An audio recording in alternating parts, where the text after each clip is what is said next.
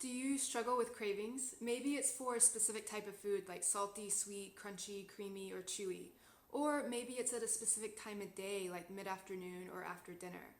Most of us have experienced cravings to some degree or another, but the problem is that we think they're bad, so we try to push them away with little long-term success. In this video, I'm sharing where cravings come from, what they mean, and 6 tips that are often overlooked to help you mindfully address your cravings.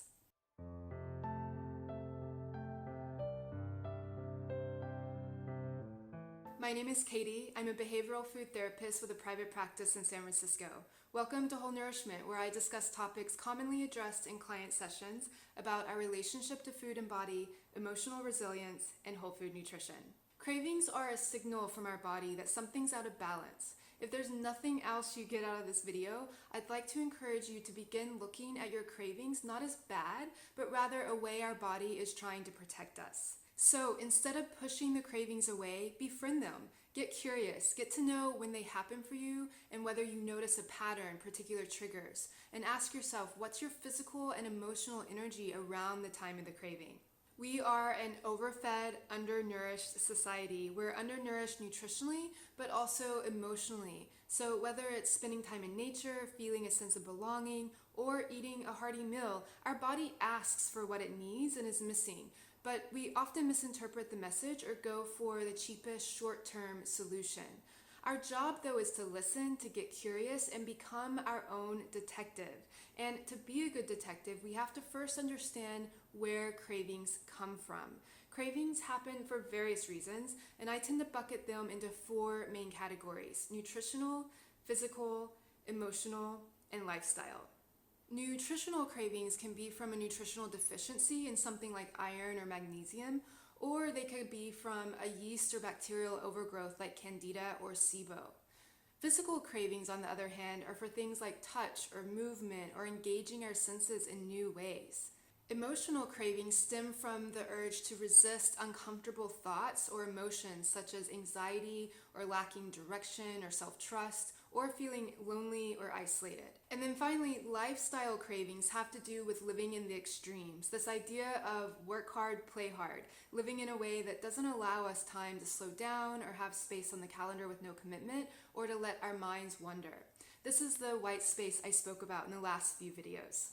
We reach for food for all of these reasons, and it makes sense. Eating is calming and provides pleasure and distraction in our day when we're not getting it from other places like taking breaks, playing, laughing, or mindfully processing difficult emotions.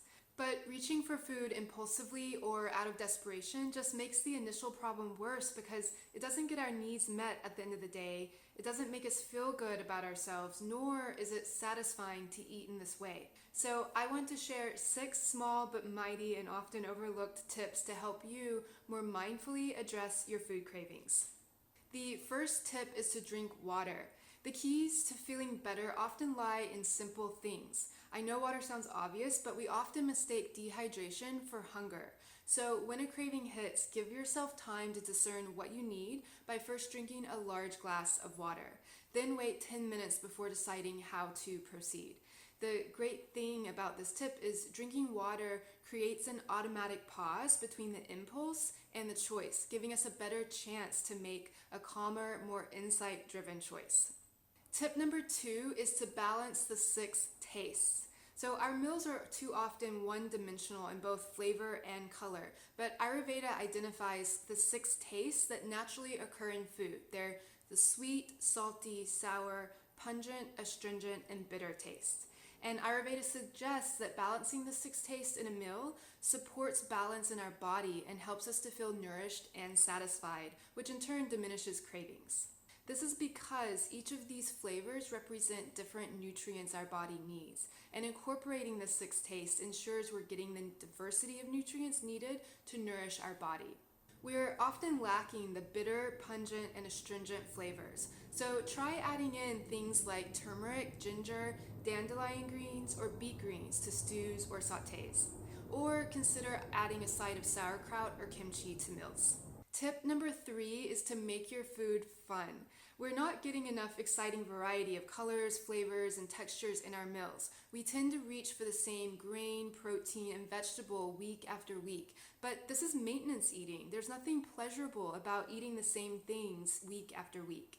So we want to be mindful of how many colors we have on our plate, the variety of ingredients we cook with each week, and how we can contrast flavors and textures through the use of spices, herbs, sauces, nuts, and more. Take a salad, for example, by adding toasted nuts, sun-dried tomatoes, avocado, roasted vegetables, crisp romaine, feta or tahini dressing, and a spice like sumac or fresh cilantro. The combination produces a sum that's much greater than its parts, and it satisfies our sweet and salty, crunchy and creamy cravings all in one dish. Making food more fun is as simple as becoming aware of what we always reach for and actively plan to choose differently next week. So, for example, if you always buy broccoli, go for Romanesco or cauliflower. If you're always reaching for chicken, try chickpeas or tempeh. Another way to help you expand your comfort zone is to commit to making one new recipe from a favorite cookbook or blog every week. And another part of making food fun that I think we're missing is savoring our meals. So there's nothing fun about eating in the car or alternating taking bites with typing that email, but maybe that has to be done on occasion. But if it's every day, our spirit and our body will suffer. To summarize, the key to fully enjoying food is to consider a meal as its own activity in the day, something to be celebrated, an event to look forward to in the day rather than a distraction from the day. Tip number 4 is to proactively treat yourself. Say you always crave chocolate after lunch. There's an element of habit to this craving. We've primed our body to expect it, we anticipate it. And there's nothing inherently bad about having a daily dose of chocolate, but what I'm willing to bet is we don't feel in control of this particular type of craving. So I want to propose that we proactively treat ourselves with play foods rather than fight with the craving. You know what they say, what we resist persists. We want what we can't have, even if we don't actually want it.